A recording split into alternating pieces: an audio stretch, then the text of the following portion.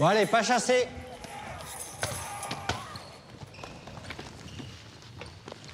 Tu regardes quoi là? C'est une série, ça, mon frère. Oh là là, c'est gore. Moins de 16 ans quand même.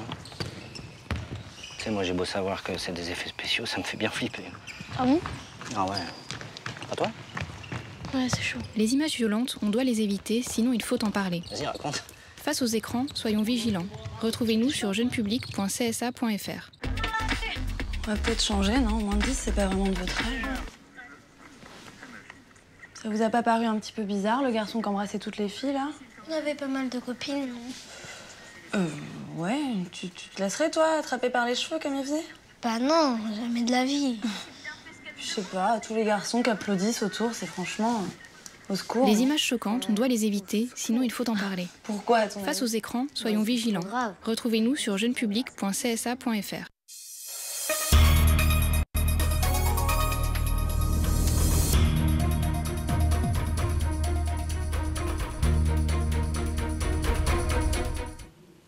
À la une ce soir, des agents du port de commerce de Fort-de-France impliqués dans un trafic de drogue. Une quinzaine d'entre eux a été interpellée. Une enquête pour déterminer leur degré d'implication a été ouverte aujourd'hui.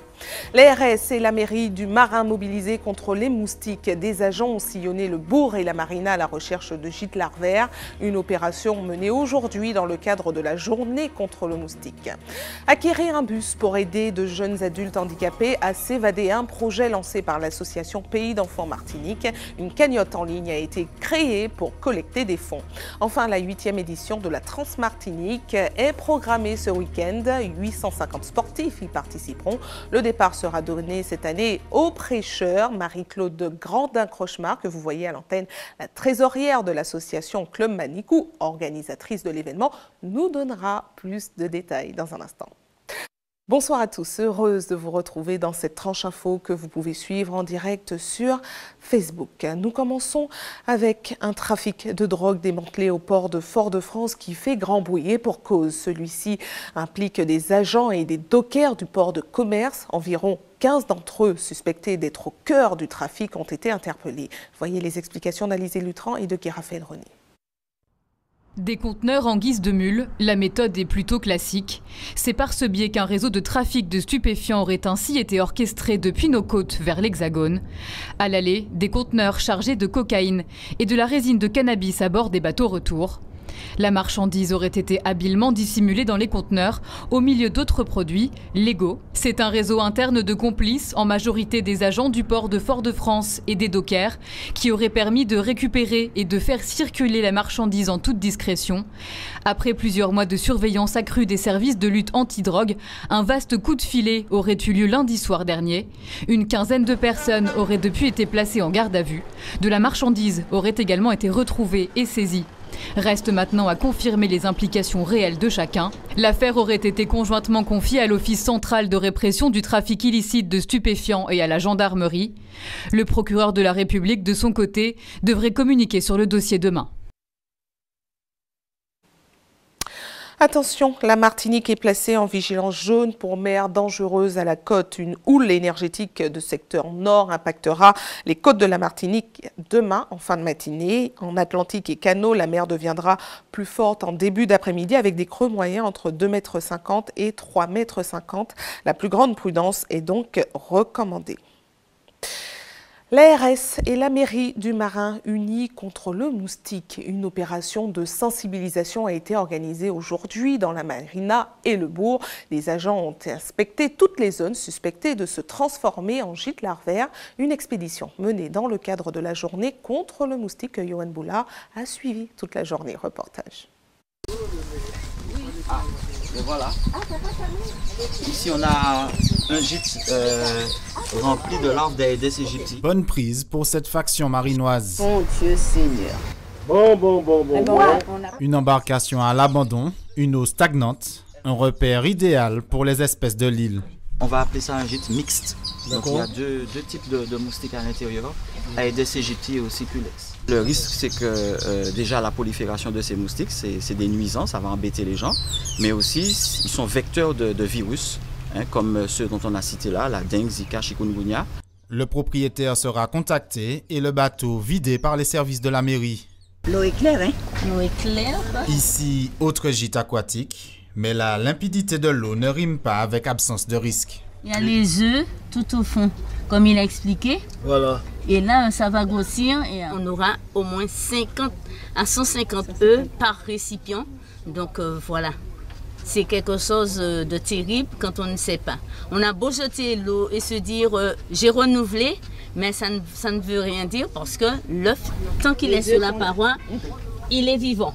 La dangerosité de ces nuisibles, Daniel et son époux l'ont appris à leurs dépens.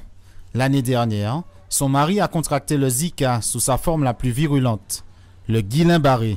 Il a été hospitalisé en France pendant 15 jours en réanimation et il s'en est sorti quand même, mais avec des séquelles. Aujourd'hui, il a encore un œil il a une paralysie. Mieux vaut prévenir que guérir donc.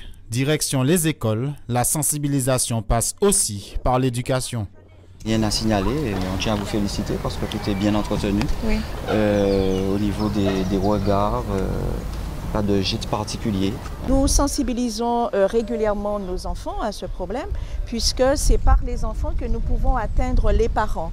Et une fois que les enfants font ce travail pédagogique au niveau des parents, nous en sommes contents parce qu'on a les retombées aussi. Pour rappel, les produits ménagers ne sont pas adaptés à l'élimination des moustiques. Privilégier la suppression physique des gîtes éventuels. La très faible circulation des virus cette année ne signifie pas leur disparition. Autre opération menée sur le terrain, celle de Jean-Claude Mailly, représentant national FO qui est actuellement en visite chez nous. Il a rencontré aujourd'hui quelques travailleurs, le maire de Fort-de-France, le président du conseil exécutif ainsi que le préfet. Un grand tour mené dans le cadre d'une grande assemblée générale prévue demain matin au stade de Dillon.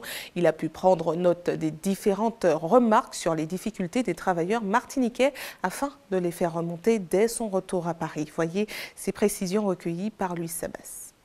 On a eu l'occasion de discuter du problème des contrats aidés où, nonobstant les engagements du gouvernement, on voit bien qu'il y a encore des problèmes, que toutes les associations, par exemple, qui travaillent, associations intermédiaires ou autres, rencontrent des difficultés actuellement. Or, c'est un élément d'amortisseur social qui est indispensable. On a eu l'occasion de discuter de ça.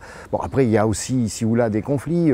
Il y a un conflit au parc régional, par exemple, où là, nous, mes amis, sont dans le conflit pour la question des conditions de travail essentiellement. Donc voilà, c'est un peu un tour d'horizon, mais ce matin quand j'ai rencontré les militants à la prison, il y a un manque de moyens qui n'est pas de la responsabilité de la direction de la prison, qui est un problème national de moyens. Il y a une équipe de sécurité qui n'a pas les moyens nécessaires pour travailler. C'est tous ces problèmes-là qu'on essaie de mettre sur table, et ce qui me permet ensuite, quand on revient sur Paris, de faire remonter les difficultés et essayer de trouver des solutions. On a une union départementale FO qui progresse en Martinique, qui a de bons résultats, avec une bonne équipe en qui j'ai toute confiance, et je pense qu'on va continuer à se développer dans tradition force ouvrière, à savoir on discute, on négocie, et si on n'arrive pas à satisfaction, s'il faut agir, on n'hésite pas non plus. On a deux jambes, une jambe pour négocier, mais une jambe pour contester quand c'est nécessaire. Parlons maintenant d'une opération solidaire lancée par une association en charge de jeunes adultes en situation de handicap. Pays d'enfants Martinique souhaite améliorer les conditions de vie de ses adhérents en leur proposant des sorties de façon régulière. Seulement voilà, pour cela, il faudrait un minibus pour l'associer. Mais l'association n'a pas les ressources nécessaires. Qu'à cela ne tienne, elle a lancé une cagnotte en ligne solidaire. Reste à savoir si les Martiniquais seront suffisamment généreux pour réaliser leurs rêves. Reportage d'Alizé Lutran et de Guy Raphaël René. Élodie a 26 ans. Elle est arrivée au centre à son ouverture il y a 3 ans. Atteinte de trisomie 21, 5 demi-journées par semaine, elle vient ici pour prendre part aux ateliers et recréer du lien social. J'aime ici pour faire activité. On a fait langue des signes et puis on fait des activités Noël. Je visite au zoo.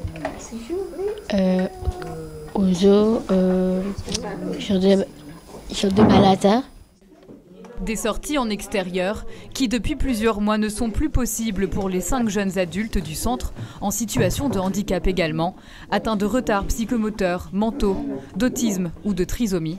Car depuis janvier dernier, le minibus de l'association a rendu l'âme, un élément indispensable à leur équilibre. C'était surtout pour leur permettre de découvrir ce qu'il y a dans la nature, ce qui existe, parce qu'il y en a pour la plupart qui ne peuvent pas se le permettre, qui les parents n'ont pas la possibilité de les véhiculer.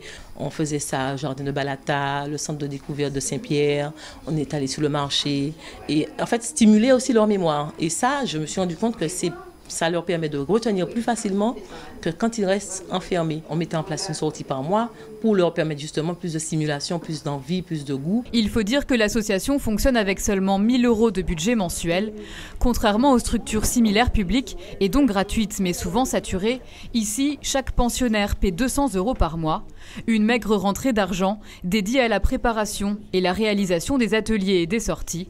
Faute de budget suffisant pour renouveler du matériel manquant, l'association a donc décidé de lancer une cagnotte en ligne afin de récolter des dons pour acheter un nouveau véhicule adapté, avec l'espoir d'y parvenir avant mars prochain, mais le projet est coûteux. Il faut compter 50 000 €. Eh bien, pour avoir ce bus, il faut faire une demande de subvention. Et les subventions, vous savez, on en a fait à la 7e. On a fait aussi une demande de subvention au Rotary, on a fait des demandes de subvention à la CAF. Eh bien, personne n'a répondu. On frappe à toutes les portes, en espérant qu'un jour, une porte va s'ouvrir. Voilà, il ne faut pas se décourager. On est au combat. Lancée il y a 2 mois, la cagnotte atteint aujourd'hui difficilement les 600 €. Élodie, Vanessa, Lionel, Florian et Gérard attendent de pouvoir de nouveau monter à bord de leur bus et échapper le temps d'une sortie à leur isolement. Partons Guyane maintenant avec les tarifs des nuitées de séjour dans les communes de l'agglomération de Cayenne qui vont augmenter à partir de janvier 2018. Les non-résidents du territoire devront désormais s'acquitter d'une taxe de séjour. Explication de Pierre Tréfou. Depuis 2015, la taxe de séjour est à laisser dans la ville de Cayenne. Cette taxe concerne les personnes hébergées qui ne sont pas domiciliées sur le territoire. Les tarifs par nuitée de la taxe de séjour s'élèvent à 20 centimes pour les campings, jusqu'à 1 € pour les hôtels de 4 étoiles et plus. Dès lors que ce sont des structures, des hébergeurs qui passent par une plateforme de réservation, ils sont assujettis à la taxe de séjour. Ils doivent faire une déclaration sur la nuitée et c'est sur cette base-là que la taxe est versée en l'occurrence à l'intercommunalité et au futur établissement public lorsqu'il sera créé. Depuis janvier 2017, c'est la CACL qui est en charge de la promotion du tourisme. Avec la création d'un office intercommunal, la taxe de séjour vise à promouvoir le pays pour attirer plus de touristes en Guyane. Une chose pas aisée pour les professionnels du tourisme. Ce qu'il faudrait pour les attirer, c'est mettre en valeur tout ce qu'on a de beau en Guyane et arrêter la mauvaise publicité sur tout ce qui n'est pas bon. Cette taxe a permis la création d'un office de tourisme à Cayenne et contribue au financement des opérations d'aménagement touristique. Cette taxe de séjour rapporte annuellement à l'office de tourisme 70 000 €. Donc ces 70 000 € de recettes servent à financer toutes les actions qui touchent les touristes et qu'ils puissent avoir un souvenir ancré de leur passage en Guyane. À partir du 1er janvier 2018, la taxe de séjour sera instaurée sur la totalité des 6 communes de la CACL. Restez avec nous à suivre dans un instant. Nous parlerons d'une manifestation organisée aujourd'hui par les élèves de la section BTS du lycée de Bellevue. Ils ont mis le cacao à l'honneur pour respecter la consigne de valorisation du patrimoine. Et puis, coup de projecteur ce soir sur un muraliste. Hubert Bornil l'a suivi dans sa réalisation d'un trompe-l'œil sur une maison d'un particulier à Sainte-Anne. Je vous le disais, parlons tout de suite d'une manifestation organisée aujourd'hui par les élèves de la section BTS Tourisme du lycée Bellevue. Pour se familiariser avec l'événementiel, ils ont tout agencé en respectant la consigne de mise à l'honneur de notre patrimoine. Pour cela, c'est le cacao qui a été au centre du programme. Voyez ces réactions recueillies par Johan Boulard. J'ai pu apprendre à fabriquer du chocolat. J'ai pu découvrir également que que le cacao, c'est l'un des fruits les plus emblématiques de la Martinique. Il a été longtemps délaissé et maintenant, grâce à Valcaco, la filière cacao est en train de se relancer. On a appris à organiser un événement au niveau dans le lycée même. Et le cacao va nous servir aussi de sujet pédagogique pour un voyage. On organise une croisière autour du thème du cacao. Donc on va visiter différentes îles, différentes plantations, que ce soit en Guadeloupe, République dominicaine, etc. Cette formation permet à certains étudiants de s'insérer dans le milieu professionnel. D'autres vont poursuivre leurs études en licence professionnelle, en bachelor. Il y en a qui réussissent bien et qui vont après au master. Donc en fait, il y a deux possibilités, insérer la vie active ou continuer les études pour être des cadres. Il y en a qui vont travailler en office, il y en a qui peuvent travailler en hôtel parce que ce n'est pas un BTS hôtellerie, mais il y a quand même l'animation, il y a la partie back-office aussi, il y a des étudiants qui ont pu intégrer ces fonctions. Voilà, le chocolat en Martinique, le schrob et les groseilles en Guadeloupe, des saveurs qui sentent bon Noël, comme cette ambiance déjà constatée sur les marchés de Sainte-Anne en Guadeloupe. Voyez ce reportage de Linda Kers. Au marché de Sainte-Anne, l'esprit de Noël s'empare des étals. Et en première ligne, punch et autres liqueurs traditionnelles, à consommer bien sûr avec modération. Ce moment de Noël, donc notre tradition, c'est le schrob. Donc c'est sûr que nous on le boit toute l'année, mais en ce moment c'est ce qui est à l'honneur. Donc le schrob de Noël, donc c'est l'écorce d'orange qui domine. Tout le monde connaît ça, petit comme grand, c'est la tradition. La groseille fleurit déjà aussi sur les présentoirs. Le fruit annonce déjà l'arrivée de Noël. Des groseilles frais, pas des groseilles séchées, des groseilles frais, à le faire chauder, faire des confitures, des sirops ou les jus de fruits. C'est ça pour Noël. Les mets traditionnels de fête, de fin d'année sont aussi bien présents. De quoi tenter, amoureux de bonne cuisine. Alors pour Noël, je pense faire les acras comme d'habitude, à la morue, la Christophine farcie à la morue. Alors je peux faire aussi le plat traditionnel, igname, soit en gratin, soit naturel, avec le pois de bois, le cochon aussi, la cuisse de dinde farcie aussi au lambi. Cette année encore, la fête de Noël s'annonce très savoureuse. Parlons sport et tourisme avec la Trans-Martinique programmée ce week-end pour la 8e édition. Marie-Claude Grandin-Crochemar, trésorière du club Manicou, organisateur de l'événement, est notre invitée ce soir. Bonsoir à vous. Bonsoir. Merci d'avoir accepté notre invitation. Alors, quelques nouveautés cette année. La course partira du Prêcheur au lieu de Grand-Rivière. Expliquez-nous pourquoi déjà. Alors, bien sûr, après l'ouragan Maria, le sentier était praticable entre Grand-Rivière et la montagne Pelée. Et comme nous devons veiller à la sécurité des coureurs, nous avons décidé par sagesse de prendre le départ à la ville du Prêcheur.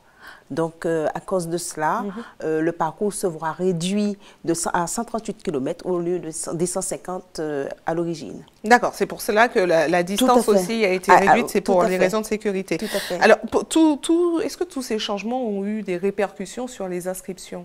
Bien sûr, puisque justement 150 km, ça fait peur à certains, alors que 138, c'est un peu plus abordable. Donc nous avons constaté une augmentation d'inscriptions sur la Trans-Martinique suite à ce kilométrage qui a diminué. Mais n'empêche que le kilométrage a diminué certes, mais entre Prêcheur, Montagne-Pelée n'est pas non plus facile, mais néanmoins les gens psychologiquement c'est le kilométrage qui leur fait peur ou bien qui s'inscrivent. Donc en effet, bon nombre de participants se sont inscrits sur la Trans-Martinique. D'accord, donc si je comprends bien, c'est bien la portion Grand-Rivière-Prêcheur qui a été enlevée, mais est-ce que les difficultés sont les mêmes pour le reste du parcours? Je dirais oui. Ça a été diminué? Oui, alors c'est la partie Grand-Rivière-Montagne-Pelée qui a changé et qui est passée par Prêcheur-Montagne-Pelée. Les difficultés sont toujours les mêmes, hein, puisque ce sont des parcours quand même techniques et comme disaient les habitués, Grand-Rivière, Montagne-Pelée, des fois on pouvait un peu se reposer, tandis que Prêcheur, Montagne-Pelée, ça fait que monter. Il faut que grimper, et d'autant plus qu'ils prennent le départ à minuit. Donc c'est en pleine nuit, donc voilà, les difficultés sont toujours les mêmes. Et au niveau sécurité, pour ceux qui voudraient venir encourager les coureurs, est-ce que c'est possible? Bien sûr, puisqu'ils peuvent venir au départ et après ils vont aller le rond. Il y a plusieurs, les bases de vie, les bases où ils ont leur ravitaillement, bien sûr. Au contraire, nous encourageons la population martiniquaise à venir encourager tous ces coureurs qui prennent ce départ à minuit au prêcheur. Alors, au début, je parlais d'un événement sportif, mais également touristique. Est-ce que vous connaissez l'impact, justement, que ça a au niveau touristique, cet événement? Nous n'avons pas de chiffres, mais néanmoins, nous avons au moins une centaine d'invités, les coureurs, les amis et la famille, qui viennent d'un peu de partout des pays d'Europe et voire même des États-Unis et du Canada. Et ces personnes vont soit en gîte, ils favorisent quand même l'hébergement en gîte chez l'habitant ou en hôtellerie s'ils n'ont pas trouvé de place. D'autant plus que nous sommes dans la saison touristique qui a recommencé. Donc forcément, ça a un impact économique au niveau de l'île. Très bien, merci à vous d'avoir répondu à nos questions. Donc on rappelle que la Transmartinique commencera ce week-end. Prend le départ demain soir à minuit. Et bien sûr, au prêcheur. Et bien sûr, il ne faut pas oublier, c'est une triologie, puisque vous avez également un deuxième départ à 22 h au François le samedi et un troisième départ le dimanche matin à 6 h au Macabou. Et toutes ces trois courses vont faire leur arrivée à Sainte-Anne. Voilà. Très bien, merci à vous d'avoir répondu à nos questions. ATV toujours plus proche de vous. Nous passons tout de suite à notre JT des communes. Ne bougez pas trop.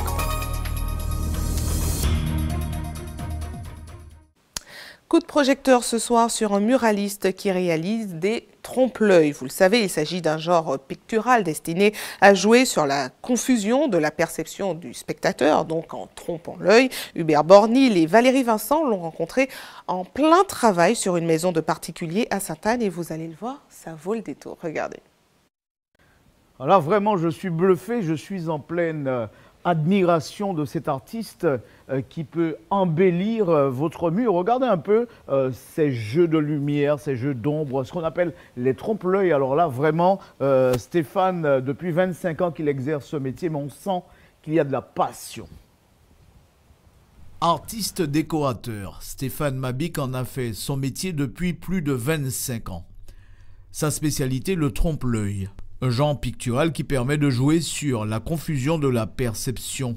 Sachant qu'on est devant un tableau, ici en l'occurrence un mur peint, on est malgré tout trompé sur les moyens d'obtenir cette illusion. Là, j'ai fait un peu plus côté architectural.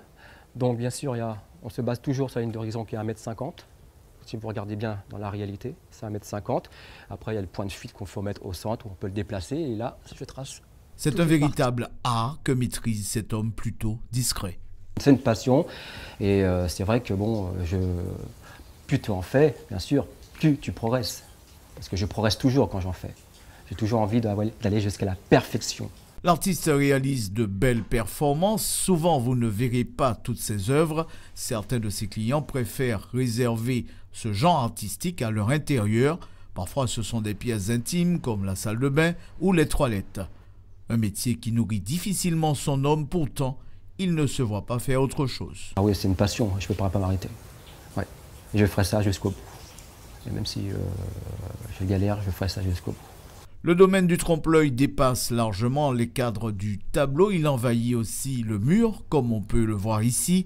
On parle alors de peinture ou fresque murale. C'est vraiment magnifique ce que cet homme réalise, mais il faut dire que ce qui d'emblée, dès l'entrée, m'a séduit, c'est ce mur, voir un peu comment c'est réalisé. On a véritablement l'impression d'être dans du vrai, quoi. C'est du trompe-l'œil. Stéphane Mabic qui bientôt réalisera une fresque pour la ville de Sainte-Anne. Information pratique avant de refermer cette édition à l'attention de ceux qui souhaitent faire un don de sang demain. Notez qu'une collecte sera organisée de 9 h à 14 h sur le parking du centre commercial La Galeria. Et puis comme chaque jour au vrai, une équipe sera également à votre disposition de 9 h à 16 h à la maison du don au CHU Pierre Zebda-Kittmann au quartier La Ménard à Fort-de-France. Enfin, nous terminons cette édition avec une image insolite. Une igname de 30 kg a été récoltée aujourd'hui à Saint-Joseph Saint-Joseph par un particulier. Une belle prise qui tombe bien en cette période de fin d'année et qui pourra facilement accompagner le cochon roussi et le pois d'Angole. Nous passerons bien sûr le saluer en temps voulu. Voilà, c'est la fin de cette édition. La tranche info continue. On se retrouve dans une poignée de secondes avec Régine Germany en Tchèque. A tout de suite.